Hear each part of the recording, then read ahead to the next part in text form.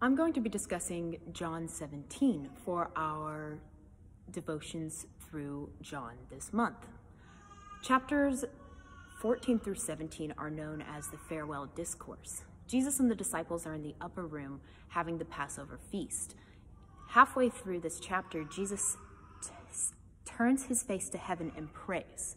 First, he's praying for his disciples, these people who have been ministering with him since the very beginning.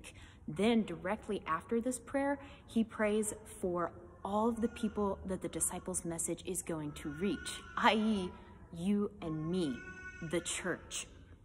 Now, at this time, when Jesus is praying for them, he's praying for unity for them. In verse 21, Jesus says that all of you may be one. He is talking to a church that will soon be facing problems of division and quarreling because, as most of you know, he is not just calling the Jews anymore. His message is for everyone. It's for the world. And the Jews and Gentiles are having to come together to make this first century church. Jesus calls them to something very different than their traditions and their quarreling. He calls them beyond that. He says in John 17:23, "Then the world will know that you have sent me and you have loved them as you have loved me."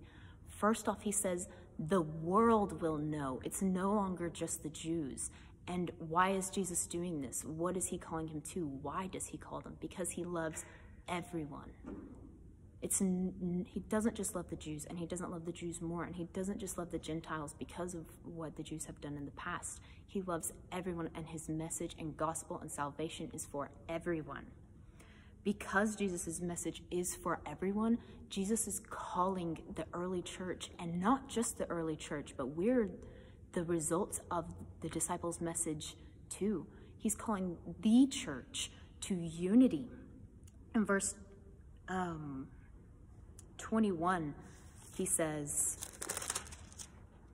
that they may all be one, just as you, Father, are in me and I in you, that they also may be in us, so that the world may believe that you sent me, so that they may be one, that we can have unity.